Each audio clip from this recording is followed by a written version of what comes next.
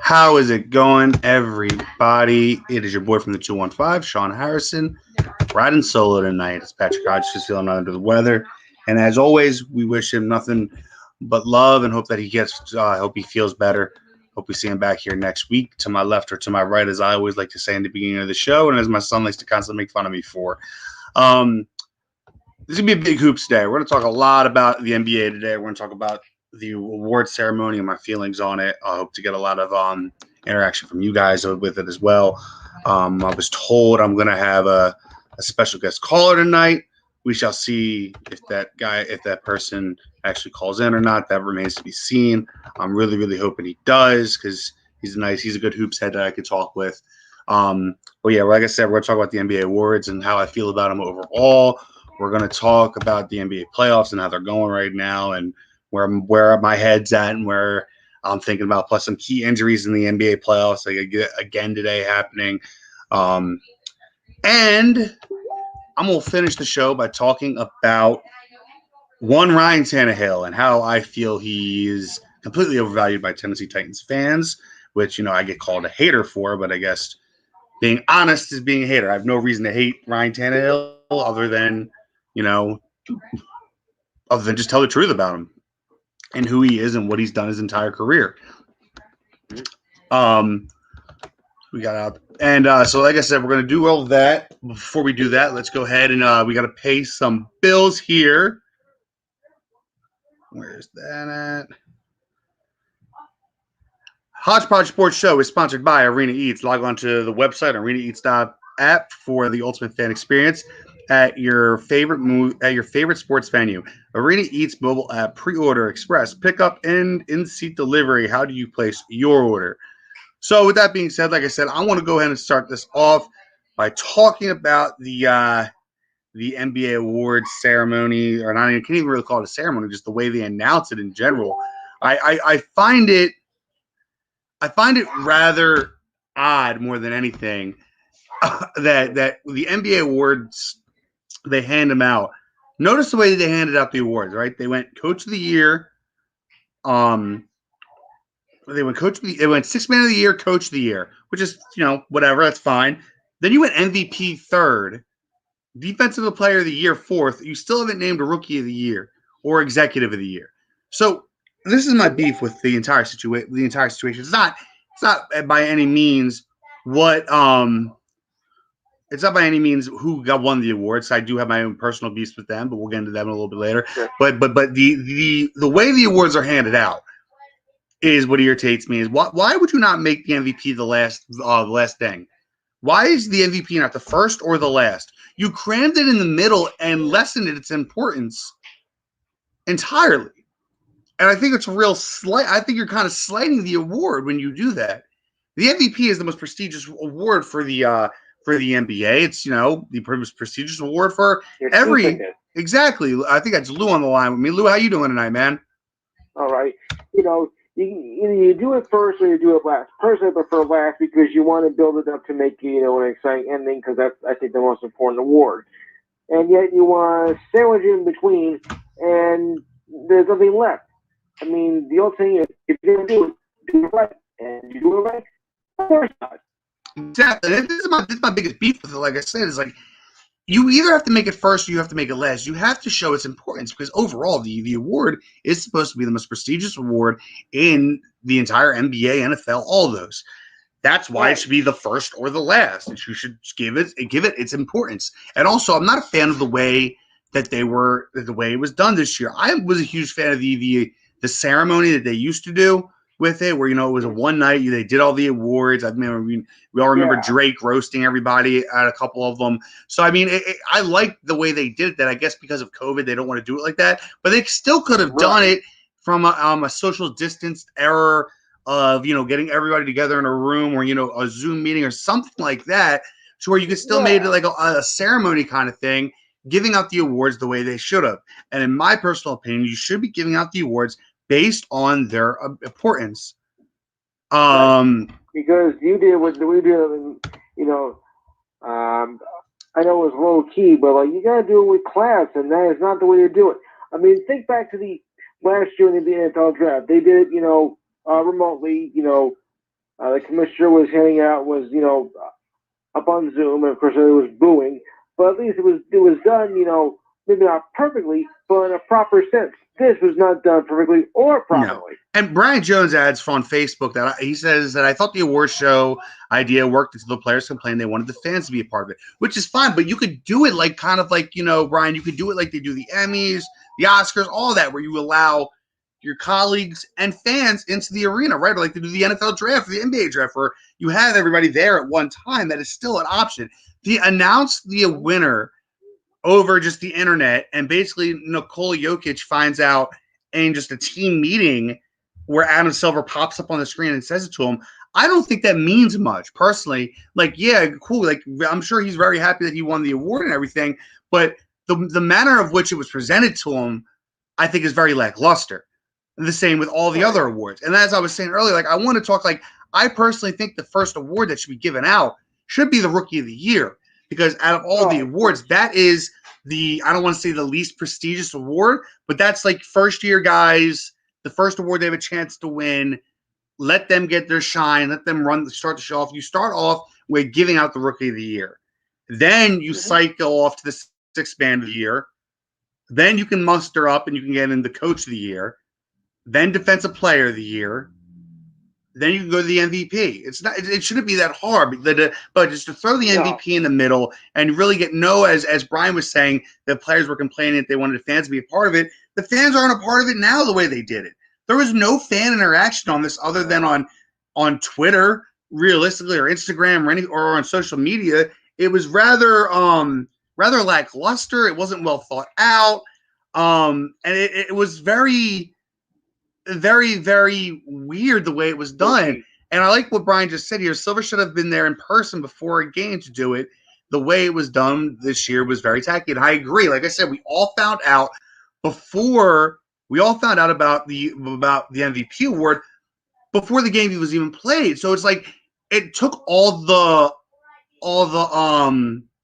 so what I'm looking for, all the energy, it took all the energy out of the award.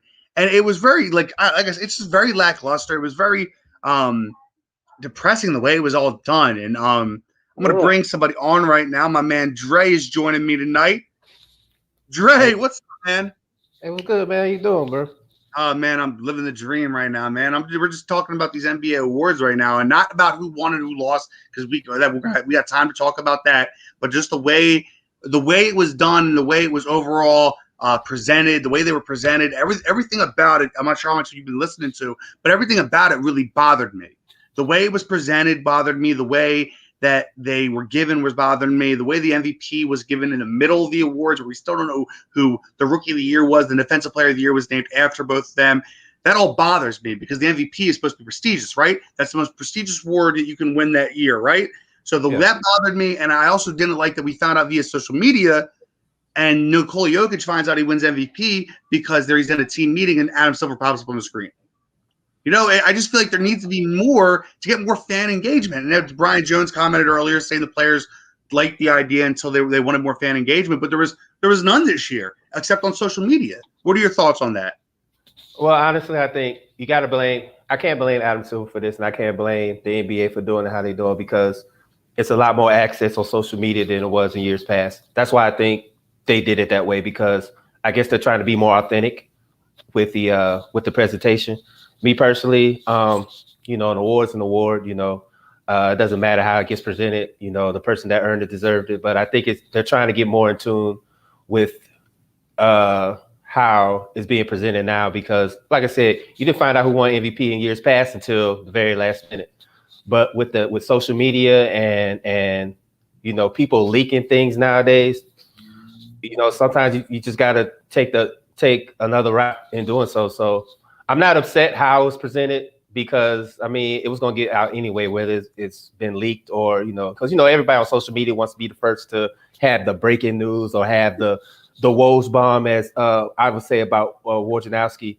Everybody wants to be first to present things. So I don't have an issue with how it was presented, because, everybody wants to break the story first so they can seem important. So I can't fault Silver for this. And honestly, I can't fault anybody for it, because social media plays a part in it as well.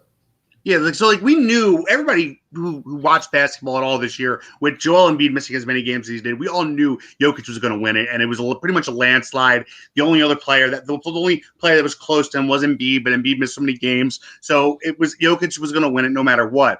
Now, does it bother you the order that they were given? Like it bothers me. Does it bother you that they gave the MVP award out in the middle versus waiting to the very end or the very beginning?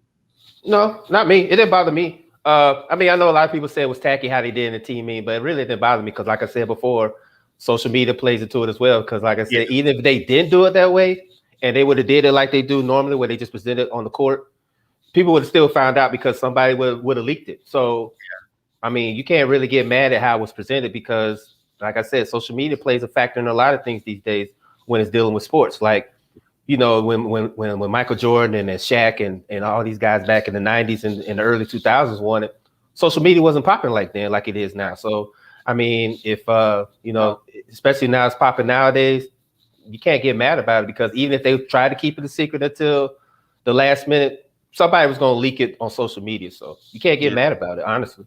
So I'm going to go over because I feel like a lot of these awards this year, we kind of knew who won it, or we all had our opinion on who should have won it. Starting off with Sixth Man of the Year, we knew Jordan Clarkson was going to win that all year. He was been killing it all year. I don't think anybody has a complaint with that. Same with the MVP. We said Embiid missed too many games. Jokic won it fair and square. I believe that Jokic won it because Embiid missed so many games. But Jokic deserved it. Whatever, he wins it.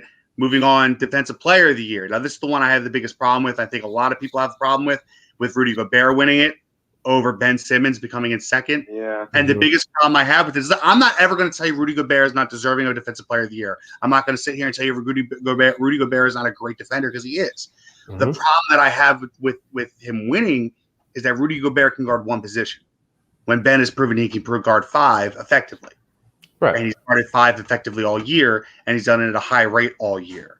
And that's my biggest complaint. But then I'm not going to sit here and complain that Ben didn't. I am kind of complaining that Ben didn't win it because I believe this was his year to win it. But that's the one award out of all of them so far. That, and I'll get to Coach of the Year in a second. I'm going to talk to that one next. But I want to get your opinion on Defensive Player of the Year first, Dre, and then I'll hop to you, Lou. Me personally, I think Ben is deservedly of winning the Defensive Player of the Year. It reminds me of the whole Draymond Kawhi Leonard issue when Kawhi Leonard, I think Kawhi Leonard either won it or Draymond won it. I think Kawhi won it, and everybody said Draymond Green deservedly won it, and deservedly so. Honestly, you got to look at it like these awards, to me personally, is a popularity contest. Honestly, to me. And I don't really trip off certain things. Like I said, certain people that won awards, I felt they didn't deserve, and vice versa. So did Ben Simmons deserve to win the Defensive Player of the Year? Absolutely, because even though I didn't watch him in a lot of games because, I'm out in Phoenix, they don't really show a lot of Sixers games. The games I did watch, he was very effective on the defensive end of the floor. And you can see it now with when they're playing the Hawks and how he guards Trae Young and he's affected Trae Young's shot. So I definitely feel he should have won MVP. But like I said, you can't get mad about it because, like I said, it all comes down to a popularity contest. Who's the flavor of that month? So, but don't get me wrong, Ben Simmons will win awards. He's still young. He'll win awards in his upcoming career. So I can't really get mad with that. So it's just like me when I said Trae Young should have went to the All-Star game and he got snubbed. It happens. So, like I said, and honestly, me, if I'm Ben Simmons, I wouldn't be worried about a Defensive Player of the Year because I'm focused on the bigger picture. So that's just my opinion. And Lou, before I give you the floor here to give your response, I just think my biggest problem with it is it affects these guys' money more than anything, right? Like what they're doing with these awards, these all-star games, you're affecting these guys' monies. Because in all these contracts, there's stipulations in these contracts where, you win Defensive Player of the Year, you make an all-defensive team, you make an all-star game. Like these are stipulations in contracts that are wrote up every, 3 or 4 years, depending on the contract is up. You're hurting these guys' pockets is what you're doing. And these guys that work their butts off to be the best at that whatever craft they have. And for Ben, being a defender is his craft. And he works at being the best at it. So he's going to make first team all defense. I think we all can agree on that. Ben, it just hurts his pocket not winning the award as well. Lou. And I will say this before Lou finishes. I would say that, but me personally, if that's the case, then just grind harder. You'll get that money in the long run, and I'm pretty sure there's a stipulation in there. If he's part of a championship team, he'll get some money. So, yep. All right, Lou, go ahead. But that was always going to be controversial anyway. I mean, Simmons, I think, was more deserving to get the award, but apparently they didn't agree. And who should have been, getting MVP? There's been a lot of controversies about these awards this year, and I just didn't really agree with a lot of the choices. All right. So here's the other one I really wanted to dive into, because Dre, this one's going to hit home for you. I think your boy Nate McMillan should have won Coach of the Year, and everybody says that he couldn't because of the sample size. But I think when he took over that team, they were 14-20, I believe. Yeah. And when he took it over, they went 30-10. They had 31-10. I'm sorry, 31-10, because they had one more game than the Sixers and had one more win. So that's your sample size, right? Like 31-10. The Sixers in that same span went 30-10. Took them out of, they were a 10th seed when he took the team over, elevated them to a 5th seed. I know this is only regular season that matters. Beat the Knicks 4-1 in convincing fashion. Like they beat up on the Knicks. They took Julius Randle out of the game completely. I was saying it the entire playoffs. The lights were too bright for him. He had no idea what to do in the playoffs. And they put up after that game 1 against the Sixers. You thought Atlanta was, I'm not going to say they're not going to give the Sixers fits. I still think they are. I mean, you've had the conversation in private, but you would have thought outright that Atlanta was going to win this series with how convincingly they beat the Sixers in game 1 up until the last 2 minutes of the game. So I think without a doubt, Nate McMillan's going to, I think, keep that job next year. I think he's earned the right to keep that job next year. I hope so. And two, I just think he's another, we're going to call it a snub. I don't even think he made the final 3 in the voting, which I also thought was extremely strange. I think it was Monty Ellis. It was Monty Ellis, Thibodeau, and Monty Williams. Monty Williams, Thibodeau, and I want to say the guy from Denver. I'm not sure. I might have to look at that. Not Terry Scott's. Last name is Martin. I don't know his last name. Something Martin. Whatever it is. But I remember, even McMillan didn't even make the final 3, which I thought was strange. Like, I don't care about this. I think the NBA the NBA voters, I should say, get too caught up with the sample size and not the effect. Lloyd Pierce was leading that team nowhere. And it's a shame because he was a good defensive coach for us when he was in the Sixers. He was an excellent defensive coach.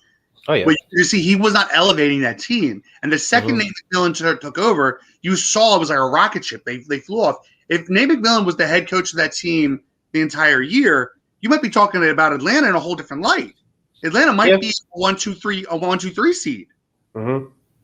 Yeah, well, honestly, me personally, I would love for him to win it because I'm a Hawks fan. I would love for him to win it. I didn't have an issue with Monty Williams winning it because me living in the Phoenix area, they cover everything about the Suns, and where the Suns were before the whole bubble and this season, they were straight dumpster fire. And the moves that him and James Jones has been making, bringing in CP3, to draft DeAndre Ayton, added depth to their bench. You see where they are now. They're on the verge of going to the Western Conference Finals, and I think they're going to go, even if they don't win tonight. So I'm not even mad that Monty Williams won it. Well, he won. I think Monty won. He won the Sporting News one, and then Thibodeau won the other one. So I think it was like, they got so many different awards for so many different outlets. So I mean, and Thibodeau, he deserved as well, considering the fact that like I said, New York was the same way, and somebody told me that the NBA is more relevant when New York is playing well, and you saw it the way when New York was, they had the Renaissance, they got Derrick Rose. Even though Julius Randle completely flopped in the playoffs, he showed that he could be that guy if he works on his game. RJ Barrett was, he was a solid player as well. So I don't have no issue with neither one of them winning. Now, like I said, me being a Hawks fan, I would love to see Nate McMillan win it, but it goes back, like we talked about it before, with Joel Embiid not winning MVP. It's a sample size. Him missing games, Nate McMillan coming in late. That's why he didn't really get the credit he deserved. If it was in the beginning, maybe he would have been considered for it, but honestly, I'm not even mad about it. Consider, like you said, the Hawks were dead in the water with Lloyd Pierce. The way that Nate McMillan has brought this team and basically turned around after the All-Star break I think we were the second best team in the NBA behind Philadelphia and Brooklyn. So I'm very, like I said, nobody expected the Hawks to be where they are. Nowhere. And so coming into this year, the Hawks had playoff hopes, right? Like people thought that the Hawks could sneak into the playoffs. Yeah. Nobody thought the Hawks were going to be better than Miami. Nobody thought the Hawks were going to be better than Boston. No. And again, nobody thought the Heat and the Celtics were going to be this bad this year. But that's another day, another story, right? But the Hawks, I don't want to say they overachieved all year. I think the Hawks hit where they were supposed to be quicker with McMillan than they would have with Pierce. I think with Pierce, it might have taken another year or two, where with McMillan just unlocked Trae Young. And plus, when you unlock Trae Young, you move Kevin Huerter to the bench, right? Kevin Huerter coming off the bench is wonderful for you guys. And then on top of it, in the middle of the year, you get Lou Williams, right? And Lou Williams, who said you weren't even sure if Lou Williams was going to play. Right. When Lou Williams does play, you get the kind of production that Lou Williams is going to give you off the bench. Oh, definitely. And like I said, and besides that, and then developing, guys like DeAndre Hunter and Cam Reddish. Yeah. Like I said, right now. Yeah, definitely. We're definitely hurting with him right now because, like I said, somebody told me that he could be the Kawhi Leonard of the Hawks, and I wholeheartedly agree. He could play both ends of the floor. He's developing his offensive game. He was always guarding the best player on the opposite team. He was great for us. You saw it in the Knicks series. He was a difference maker in a lot of games, and we're definitely missing him. So I hope that Atlanta retains him. But like you said, you don't know how these organizations work. They mess around and say we're going to keep him, and then next thing you know, they got a whole different coach in there. So I really hope that we do keep him, and I hope we still going the same trajectory that we are. Like I said, nobody expected us to be in this position. Nobody definitely didn't expect us to beat Philadelphia at home game one. So I mean, we still have the Sixers win the first one.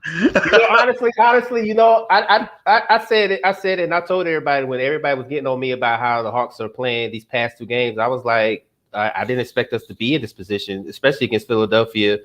And I picked the Sixers to win in 6 games. So the way that the Hawks are playing right now, granted, we got blown out the past 2 games, but I didn't expect us to be here. I was supposed to be, watching everybody else play. So to see my team in there playing, it can only go up from here. And if we can make a few moves in this offseason, keep Nate around, and get everybody back healthy, I think the Hawks could be a top 3 seeded team in the Eastern Conference next year. So since we're on Atlanta, Philly, let's start with Atlanta, Philly, right? And I really want to start with Atlanta, and I want to talk about what I think Atlanta's faults are, and I want to see if you agree. All right, Atlanta doesn't have a second scorer. The team is Trae Young or die.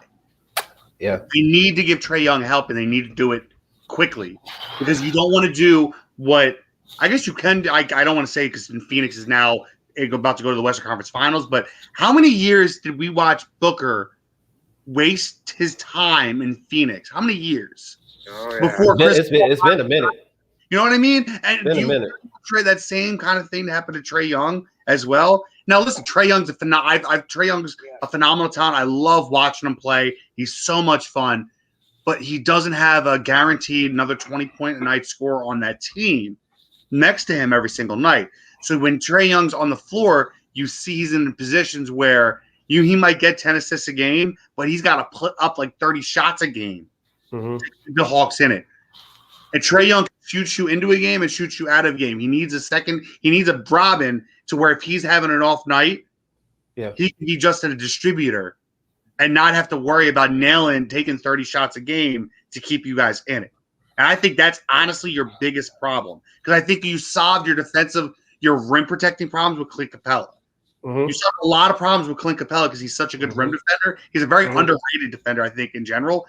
And not having Cam Reddish and Hunter hurts you defensively as well, as we've already talked about. So I don't think you're hurting defensively because you're going to get them both back next year. But I think in this offseason, the Hawks need to target a secondary scorer that's going to get you 20 a night. Okay. I will say this. I agree with you to an extent. Do we need somebody that could be a second scorer? Absolutely. But I also know that Bogdanovich could be that guy. And he's shown that he could put up 20 points. My only gripe that I have about my Hawks is John Collins. he turned down a $90 million deal. Yeah. He wanted to bet on himself, but I think he's played his way out of a supermax deal. Honestly, he hasn't done anything in the series. Honestly, he hasn't done anything in the Knicks series as well. So me personally, I think if I was the Hawks, I would let John Collins walk. And I know a lot of Hawks fans will get mad at me when I say this, but I would let John Collins walk. And I would try to find me another big that can run the floor with Trey. It don't even have to be nobody that put up 20, 25 points. It could just be somebody that can run the floor and get rebounds and don't be scared to play in the paint. Like, I get it. You want to shoot threes, and that's cool. You can shoot threes, but I need somebody down on the box that can score in the box. And I haven't seen John Collins do that. I haven't really seen him do it in the Knicks series, and I definitely haven't seen him done it this series with Philadelphia against the Sixers. He's always on the outside. Like, you're not a jump shooter. You're 6'10", and you can run the floor, get down there on the box. So I agree with you to an extent. I don't think we need a 20-point scorer to pair with Trae Young, because Trae Young, he could shoot. He's more facilitator, but I think Nate McMillan has finally toned him down to not take so many shots and be more of a floor leader, which you see he's averaging 9+ assists this series. My gripe is there's not enough low post scoring. I mean, Capella's gonna get his, but he's gonna get his off rebounds and alley-oop from Trey. Yeah. But I think if I'm the Hawks, I would let John Collins just walk, man. Like, you bet it on yourself and you completely failed because you haven't shown me that you're worth the supermax deal that you want from the Hawks. So this I'm just looking at John Collins' stat line for the playoffs this year, and it's actually better than I thought it was. He's averaging 14 points a game, 6.4 rebounds. He's shooting the 3 ball at a 40%, and he's shooting a 57% field goal percentage overall. Which he got to bring that up. He got to bring that up. 14 points ain't gonna cut it, especially when you. You're right. You're right. The points aren't going to cut it, but the percentages. Oh yeah, those aren't bad percentages. And I thought he was shooting the ball. I think it may maybe just be this series that he's not shooting the ball well from beyond the arc. But I thought he was shooting the ball horribly the entire playoffs. I mean, he's had 2 20-point games this playoffs. The last game against the Sixers where you guys got blown out, he had 23. And the last game against the Knicks, he had 22. So he got to do more. He got to do more. He has to do more, especially if you want to get a supermax deal. You got to show why you're worth it. He's not getting a supermax deal. And that's like I said, if I'm the Hawks, I would just let him walk and see if he can find a supermax deal elsewhere. And I know a lot of Hawks fans are gonna get on me because they want to keep John Collins, but I'm not gonna pay him the supermax, and he's putting up 14 points a game. That's not gonna cut it, especially if you want to break that ceiling and be considered among the elite in the Eastern Conference. You got to do more. Do you want to know who else turned down a big contract, bet on himself, and then wound up losing a lot of money? Yeah. Nerlens Noel. Yeah, definitely. People forget about that in Dallas. Dallas offered him money early, and it was a nice chunk of change they offered him. And he said no, he was going to bet on himself. He played the year out, had a Nerlens. I'm going to call it a Nerlens Noel kind of year where he, gets 5-6 rebounds a game in a backup role. Doesn't score a lot because he doesn't shoot well, and he has minimal low post moves. I want to look up. I think it was like $40 million for 4 years they were offering him, which in his world where he's a backup center, that's a lot of money, right? 4 years, $40 million. That's $10 million a year you're going to get just to be a backup center. And the Hawks offered Collins 3 years, $90 million. So that's that averages out to like 14, 15, 30 million a year. Yeah. So here's my thing, right? So he turns that down, and he winds up having to take a 1 year, $4 million deal with the Knicks. Mm-hmm. And he winds up losing tons of money. Well, granted, the Knicks might now give him a nice contract because he was huge for them in the playoffs. Yeah. He was really, honestly, Noel was the only guy. I feel that him and Rose were the only two team players on the Knicks that played well the entire playoffs for them. I agree.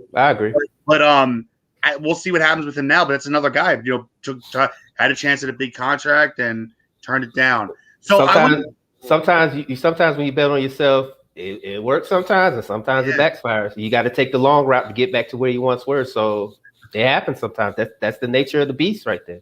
It is. So I want to get your thoughts on the game, on the series so far, Atlanta, Philadelphia, and where do you think it's trending? And I want to ask you, after I get your thoughts on it, I'm going to ask you a specific question. So go ahead.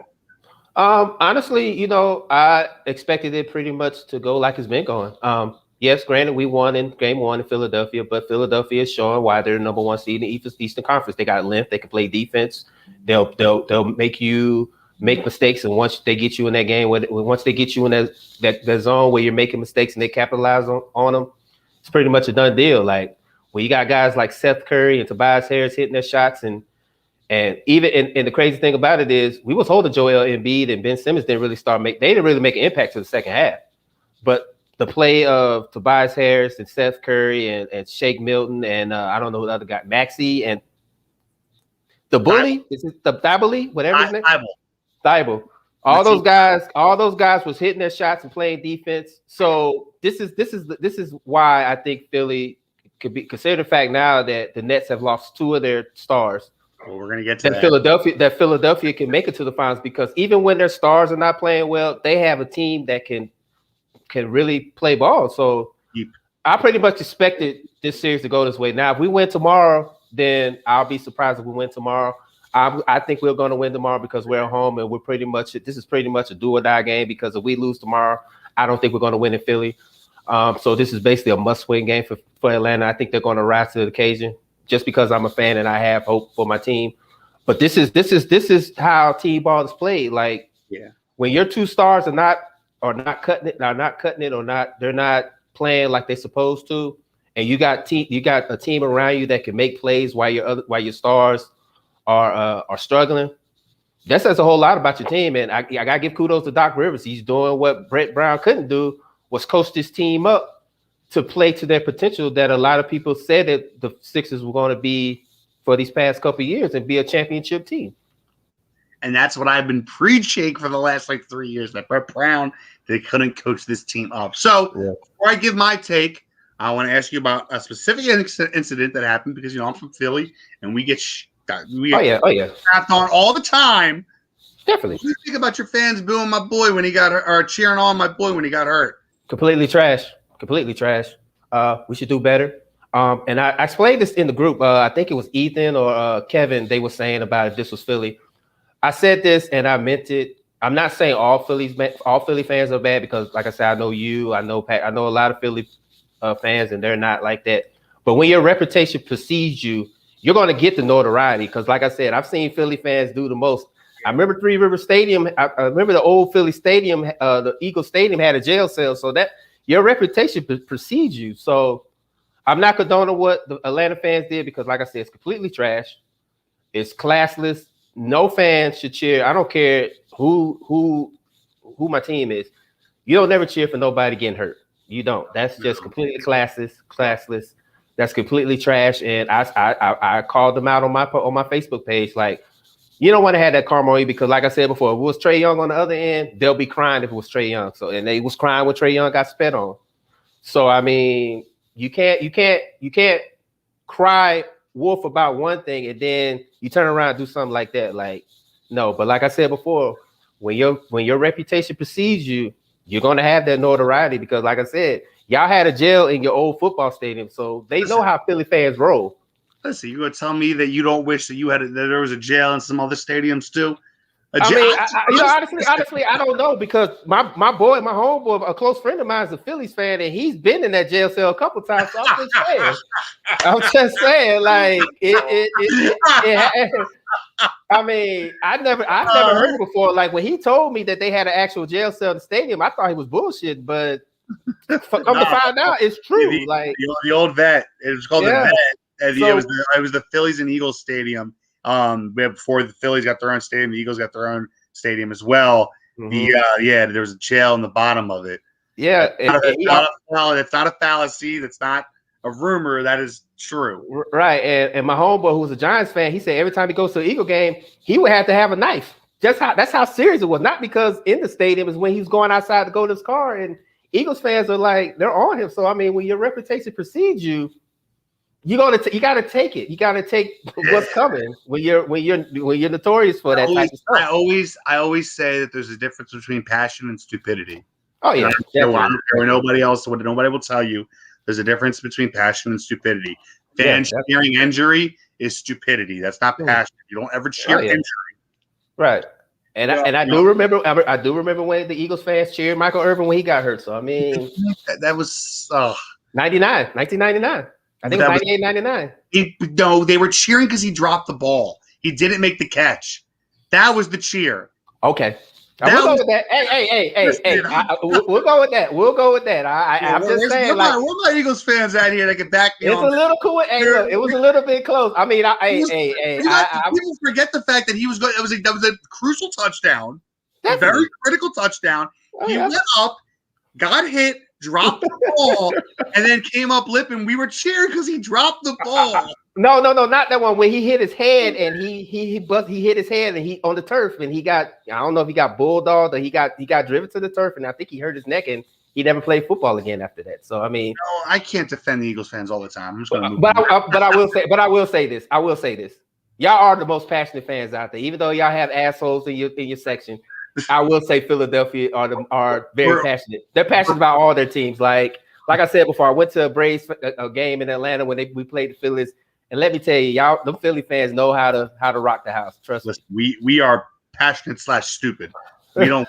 That's every fan base. We walk that tightrope, man. We really. That's every fan base. Like I said, I go to Falcons game all the time, and trust me, I see it too.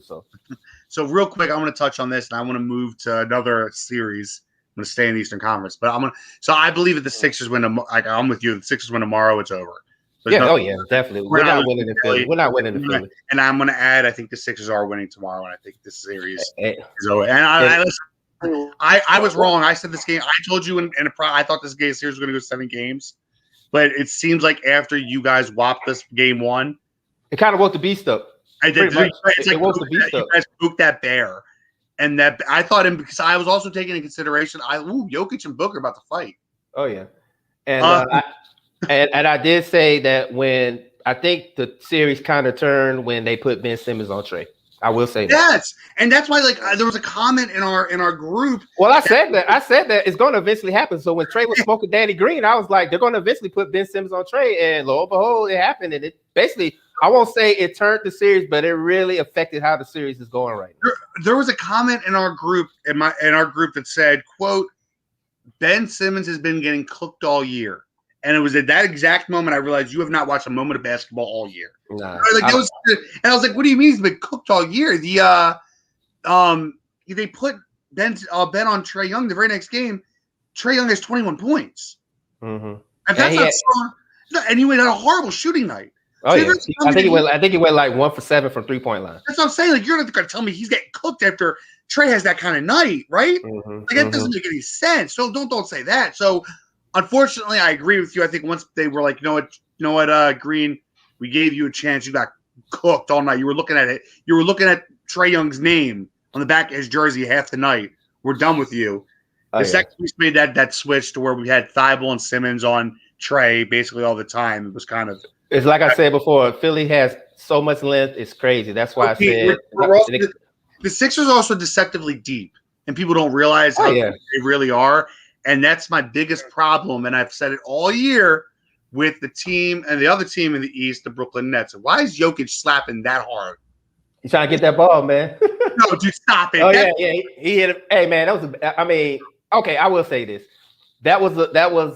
It was unfortunate he got hit in the face, but he was going for the ball. It wasn't like he did. It wasn't like old boy that elbowed Tyler Hansborough. That looked like my dad chasing after me in a hallway trying to get me a whoop. That's way too hard. Hey man, that's good playoff. Come on, bro.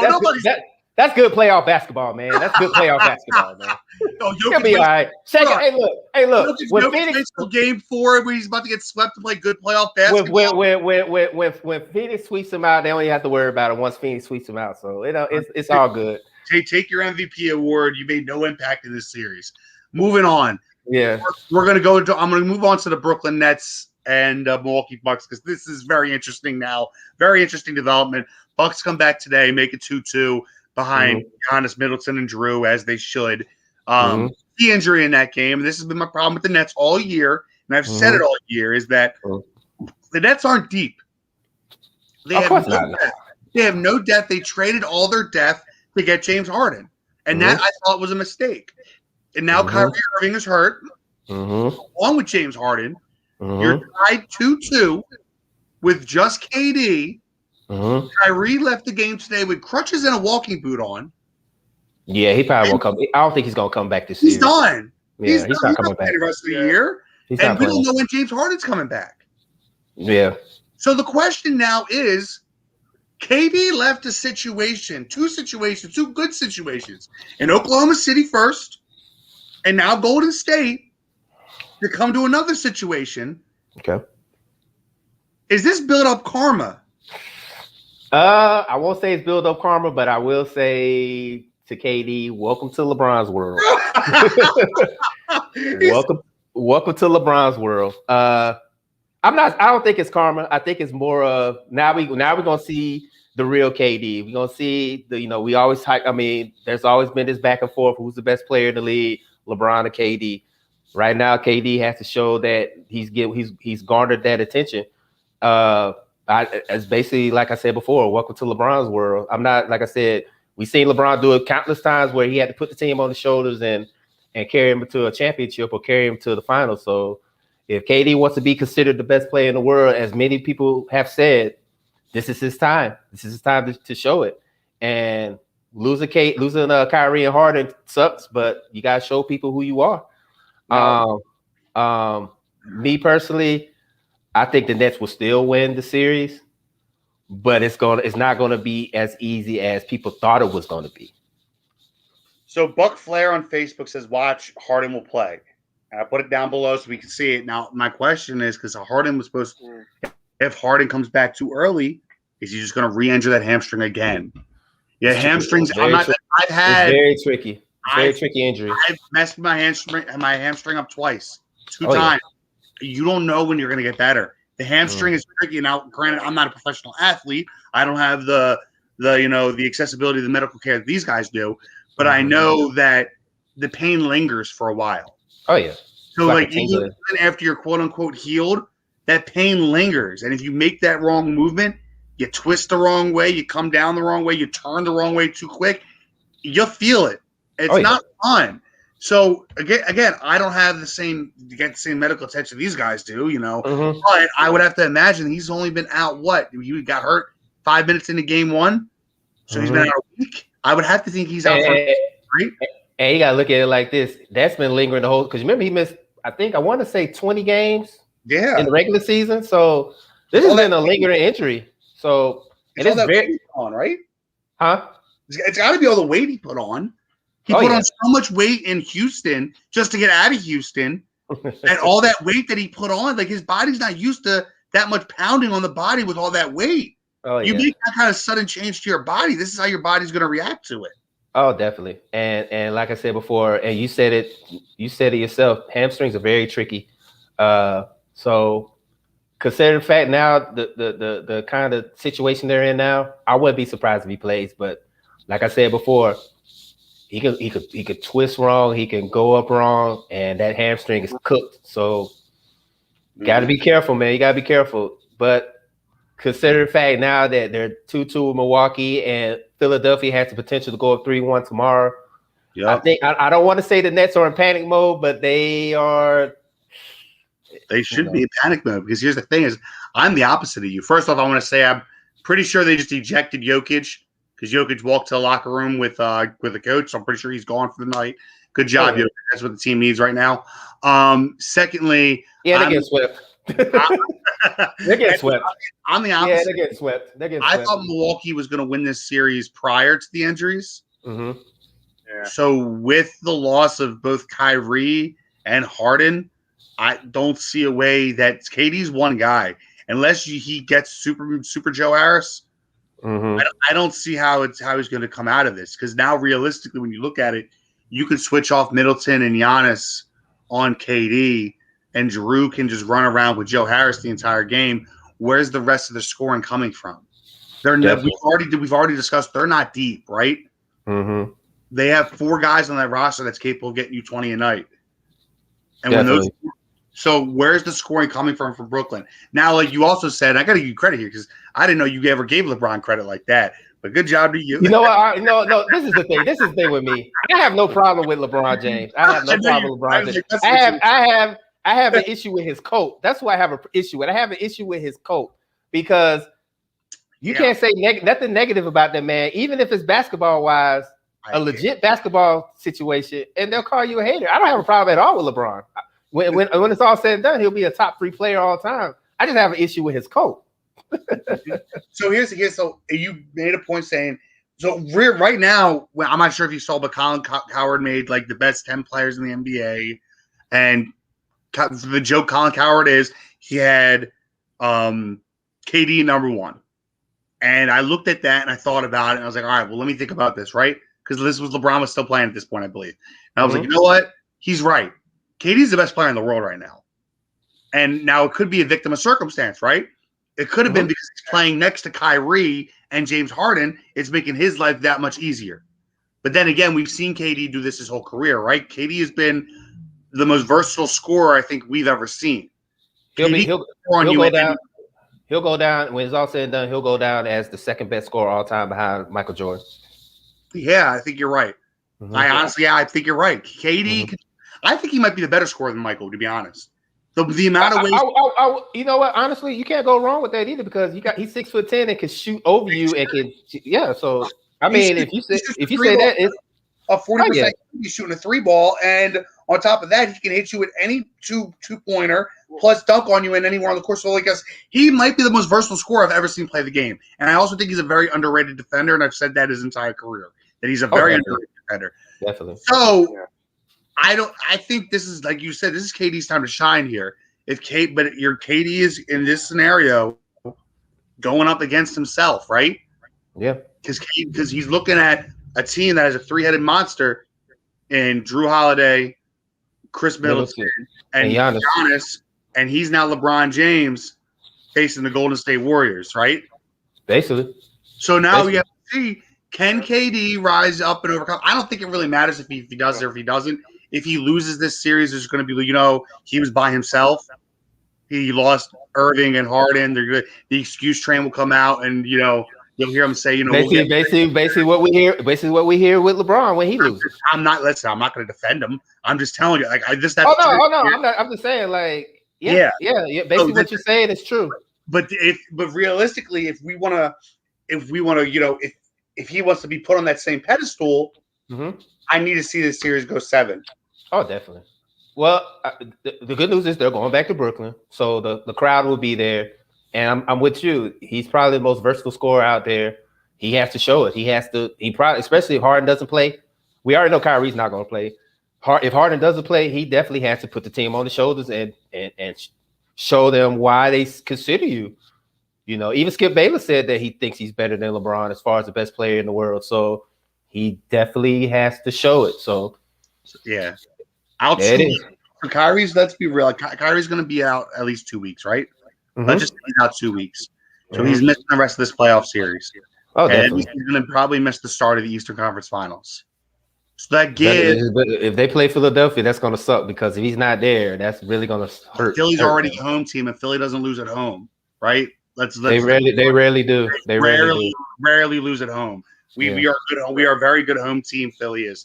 So if you don't have Kyrie, game 1 and game 2 of the Eastern Conference Finals, you're basically giving Philly a 2-0 lead to the series. Definitely. So all right, let's jump on over to the Western Conference. I'm going to give you the coin flip on it. Where you want to start? We can start with Phoenix and Denver because we don't really have to talk about that.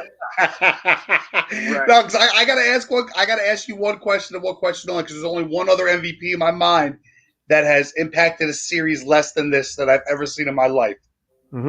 And the person and the one that it's going to be is one Dirk Nowitzki when he got swept in the first round by the Golden State Warriors and Baron Davis. I remember that. And he won the MVP that year. I've never seen an MVP less effective in a series than I've seen right now. And everybody's going to say, but Jokic is putting up these great stats. But how is he affecting the game positively for his team? I will say this. He is putting up numbers. But it's like you said before, you need that other person that could take pressure off of you. And that's what they're missing with Murray. Murray was that other guy that could put up points. They have Aaron Gordon. They have Michael Porter. Come on. Okay. Aaron Gordon. Yeah. Michael Porter. Aaron Gordon was the best player in Orlando, was he not?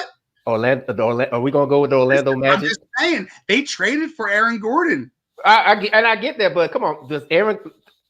I'm asking you a question. I'm asking, and I want you to be honest. Does Aaron Gordon scare you as a basketball player? No. Okay, then. So, when they traded for Aaron Gordon. Okay, so I mean, yeah, when Aaron Gordon got traded, did anybody? I mean, when I saw it, I was like, oh, okay. I didn't get excited and then like it was just like, oh, all right, man. Well, they got another. But he doesn't scare me. He's an okay player, but he doesn't scare me. He doesn't scare me like a Murray, like a Jamal Murray. He doesn't scare me. I mean, Michael Porter. I said Michael Porter was supposed to kind of shoulder the load for Jamal Murray. He has had his moments, but like I said, some nights he'll put up 30 and other nights he'll put up 3 points. Like he's so inconsistent sometimes. Like I don't know his stat line on this game right now, but the last time I checked, he was 1 for 6 for 6 points. Like come on. Like, I mean, who on that team besides Jokic is really a threat? Like used to be. I don't know what happened to Barton, but he was a decent player like last year. Yeah, and he falling off. So I mean, yes, Jokic is doing it, but like I said before, he's in that same boat as a KD and LeBron. He can't do it by himself. No, I mean, LeBron's an exception. He's done it before, but LeBron's an exceptional player. Mm-hmm. There's no threat on that Denver Nuggets team besides Jokic. It's not. And when they lost, I told everybody, so when they lost Jamal Murray, I was like, they're not going to make it to the finals. They might not even make it to the Western Conference Finals. And now they're on the verge of getting swept, which I think will happen because there's nobody else. I had them losing to Portland. They should have. Lost. I had Dame beating them, and Jokic was Jokic that series. Yeah. I said it to somebody. The games that Denver beat Portland were the games where Jokic was doing Jokic-like things, where he was not only scoring, but he was distributing the ball as well. The games they lost, Jokic only had 1 assist. Exactly. So I mean, and I think a lot of people get on Jokic because he's not flashy. I get it. He's not flashy. He reminds me of Tim Duncan. Tim Duncan wasn't very flashy, but Tim Duncan got the job done. Tim Duncan. So he's not like a Joel Embiid. He doesn't talk. He doesn't get on social media. He doesn't do all this shit. Like, I mean, when the dude got drafted, they showed a Taco Bell commercial when he got drafted. So I mean, that shows you he wasn't even supposed to be. He was also drafted 44th or 41st. He was drafted 46 overall, the second round. Who cares about the 46th draft? Exactly. That's so, 4 or 5 years later. Right, exactly. But this is why I defend Jokic so much, because I see a lot of people slandering him because he's not, quote unquote, the man can play ball. He's good at it. He could play. Like, yes, Embiid was supposed to ball because Embiid was a top 5 lottery pick. Of course he's supposed to ball. Nobody expected Jokic to be the player that he is. Yeah. But at the same time, like you said before, we was talking about my Hawks, where they need another threat. The Nuggets needed another threat when Murray went down. And unfortunately, there isn't one because, I mean, who's scared of Aaron Gordon, honestly? Brian Jones adds in. I'm going to put that up there. Gordon hasn't been able to guard his own shadow out of this series. Porter is too hot and cold. Exactly. Basically, what we talk about. That's what I'm saying. Like, I mean, like there's no threat besides Jokic. Like you can let Jokic go for all. You can let, like I said, he had a triple double the other night, 30, 20, and 10, and they still lost because nobody else could shoulder that Jamal Murray load where they could take the pressure off of Jokic. Yeah. So I mean, this series is done. They're going to the 4th quarter. Phoenix is up 13. Phoenix, congratulations. This is the first time Phoenix has been in the Western Conference Finals since Charles Barkley in 9-something. Because they never got there with Steve. They are definitely partying here in the Valley. I live out here in Phoenix, and I've seen all the Phoenix memorabilia out and about. So they are definitely partying here. A lot of Barkley jerseys are going around right now, aren't there? Oh yeah, Barkley. Oh, actually, you know what? I've seen a lot of Booker jerseys and a lot of CP3 jerseys. So I mean, and you know what? Honestly, I'm happy for the city of Phoenix because they with the Super Bowl loss to Pittsburgh and then losing in the the baseball as well. The Diamondbacks win the World Series back in 2001 when they beat your Yankees. Yeah. I'm happy for Phoenix. I mean, it's not really a lot going on out here. So the whole basketball thing, yeah. So I gotta give kudos to them. And like I said before, and I'll say it again, give kudos to CP3. It seems like everywhere he goes, the Gordon Ramsay of the NBA, saving franchises one at a time. I'm telling you, man. He sure as hell does franchise rescue, man. That's all it is. Oh yeah. Like I said, Gordon Ramsay, man. And he makes one hell of a State Farm commercial as well. Oh, yeah. I don't want him to turn to Cliff in the playoffs like he did last year. Don't do that. Honestly, and let me ask you a question, because this is a very interesting thing that got brought up. I was watching Undisputed the other day. Shannon Sharp said that Chris Paul's not a top 5 point guard. Yeah. He put Allen Iverson in there. Allen Iverson's not even a point guard. He's a shooting guard. So how do you feel about that? Thank you, Shoot. So listen, that's real quick before I answer your question. One of the biggest misnomers that pisses me off more than anything in the world is when people say that Allen Iverson is a point guard. Allen Iverson was a shooting guard.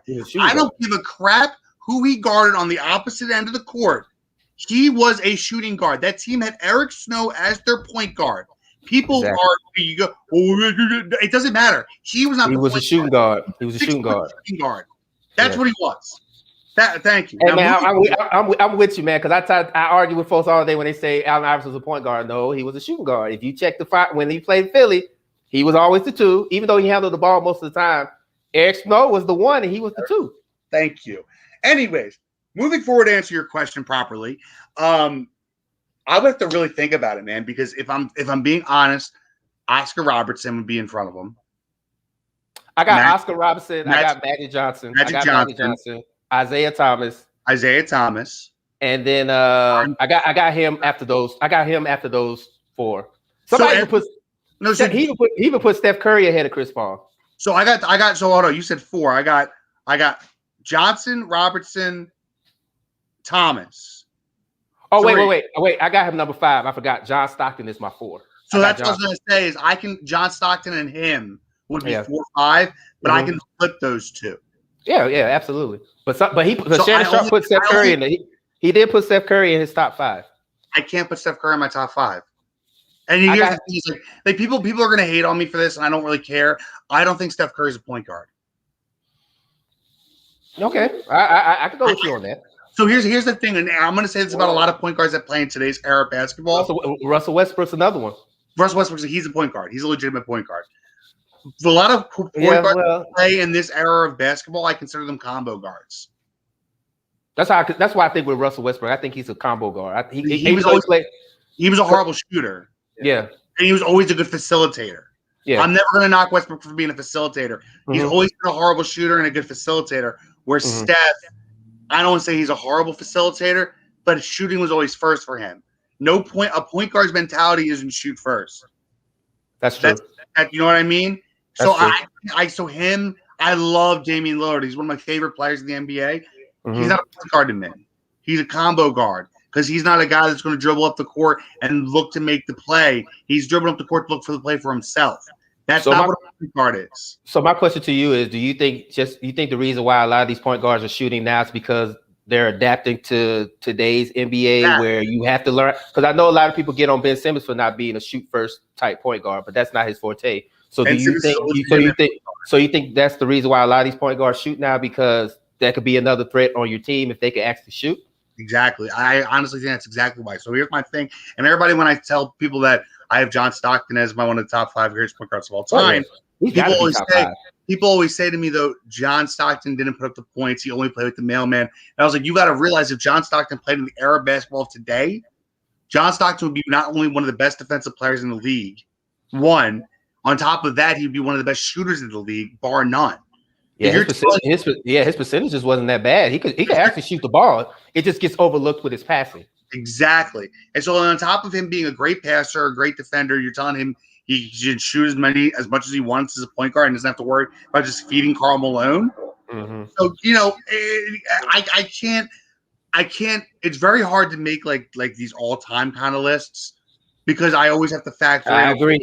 Is the person playing today, how would they have shaped back in the day when they couldn't shoot as much, where it's more of a big man's game? Because let's be real, up until about 94, 95, it's a big man's league, right? Even after that, because you still had Shaq and Tim Duncan dominating. David Robinson, Akeem Olajuwon, Patrick Ewing. All these guys up until the early thousands, until where you started seeing the big men start to fade and started being more. Honestly, LeBron James. I think it kind of started going away when Dirk Nowitzki came in the league, and he was a big man that could shoot. So I think it started going towards that. And then I think nowadays, I call it the Steph Curry effect, where you see a lot of these people shoot a lot of threes because Steph Curry, I debate a lot of people on this. Steph Curry changed the way people shoot the ball now. Like, I don't know if you remember a clip from a while ago with the Denver Nuggets when I think they were playing Portland. It was during the regular season, and they had a fast break. Could have easily got the layup to tie the game. You know what all the team did? They all stopped at 3-point line. I said that was the Steph Curry effect. Everybody wants to shoot the 3 ball now. Yep. I don't see a lot of people that shoot the mid. Now I see Kevin Durant bringing back the mid-range game, but I think that's a lost art as well. Like, a lot of people want to shoot the 3 ball now. Yeah. They forgot about the mid-range. Like, I remember one of my favorite players of all time is Rip Hamilton, because Rip Hamilton was the mid-range master. Like, that's all he did. And I think it's such a lost form in today's NBA because everybody wants to shoot the 3 ball, which is why I call it the Steph Curry effect.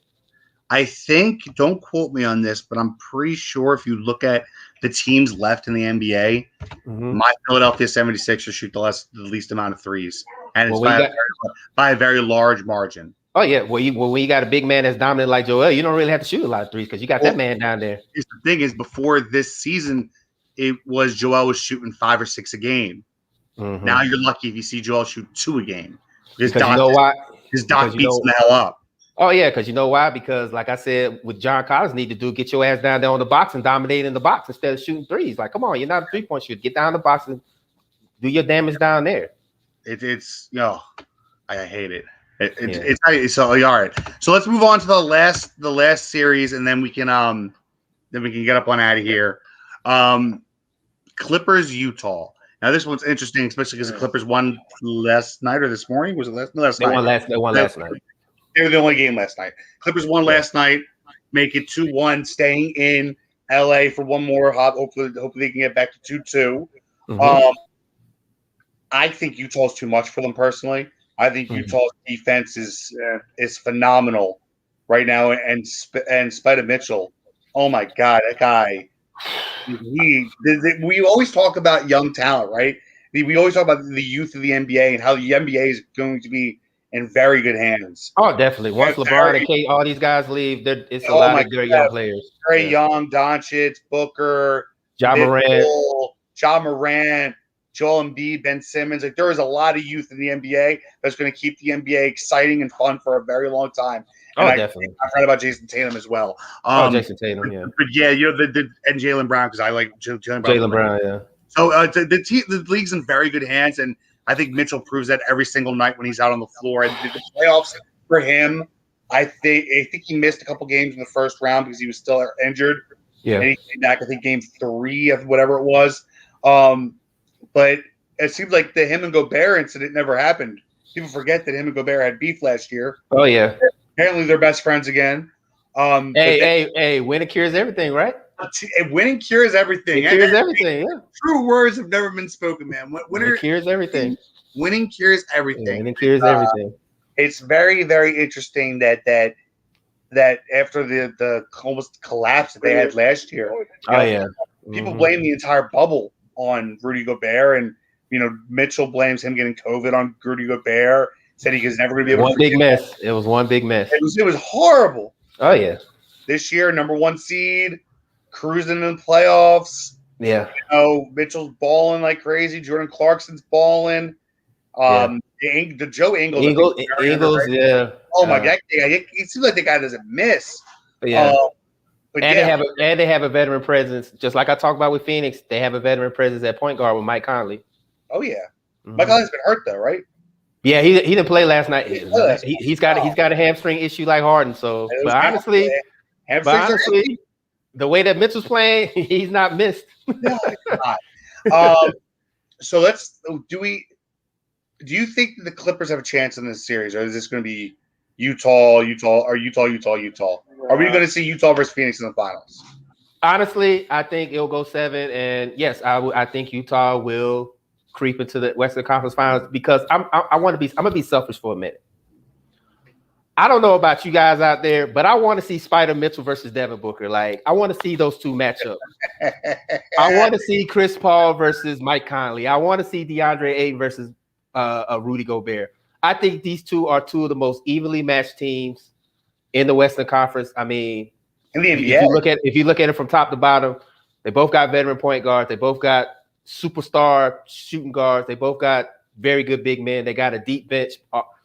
I'm just being selfish. I mean, everybody wants an LA team in the finals, and rightfully so because it's LA. But I would love to see Phoenix versus Utah. Yeah, I'm tired of seeing LA in the finals. Like I don't ever need to see New York in the playoffs or Boston in the playoffs. but honestly, right. I think it will go 7 games, but I think Utah will find a way to pull it out because not only do I think Utah's a better team, and even though Paul George had a good game last night, he's going to have a pandemic P game. He's going to have one. Yeah. And it's probably going to come at the worst possible time where they need him to produce, and he's going to underperform. It always happens. That's why I call it pandemic P. Let's be real. The NBA wants Brooklyn versus the Clippers, right? They want Brooklyn versus LA. They want New York versus LA. That's what the NBA wants. Oh, definitely. The NBA is probably going to get Philadelphia versus Phoenix. And I would not have no problem with that because it's not LeBron versus Curry. It's not a major market team, and it's a bunch of it's not like of LA or New York or Boston. Like it's not like that. Yeah. And it's a bunch of fresh faces that people could see. Like I said, I barely watch Sixers games. The only reason why I watch the Sixers play is when I'm at a bar or I'm out in the town and I see them play. They don't really show the Sixers here. Let's be real. Go ahead. Hmm?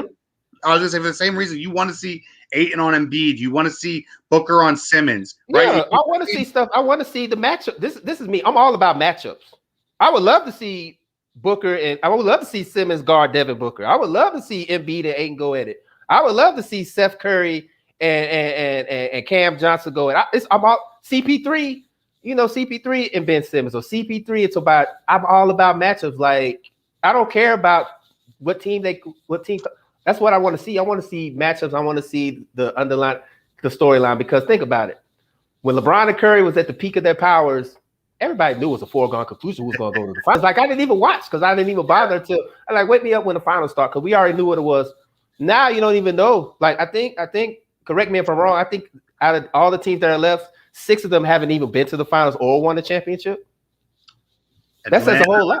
Atlanta, Brooklyn, unless you got Utah hasn't won a championship. The Clippers haven't won a championship. Are you talking about having won, right? They haven't won a championship. Nobody in the West has won. So that's right. And the only teams on the other side of the East that has won a championship is Atlanta and Brooklyn. And then, well, technically that was the St. Louis Hawks, but whatever. Yeah. But that's that. I love stuff like that. I don't want to be the same stale storyline like LeBron versus Curry. Like, look, we know how we talk about the LeBron MJ debate and Hodge Podge has beaten the dead horse. Well, that's what LeBron and Steph Curry was whenever they played. I was just like, just wake me up when the finals is over because we already know who's going to go. Oh God. Well, guys, I think that's going to about do it for us. Dre, man, thank you so much for coming on, hopping on with us. It was a lot of fun. I had to get on here because our teams play tomorrow, so I figured I'd say my piece before tomorrow. I got you, man. Yeah. As of right now, we don't have a play out music song anymore because copyright problems apparently something we have to deal with. But everybody, thank you for hanging out with us tonight. Lou, thanks for calling in and hanging out with us tonight. Appreciate you guys. Everybody, catch y'all next week. All right, peace.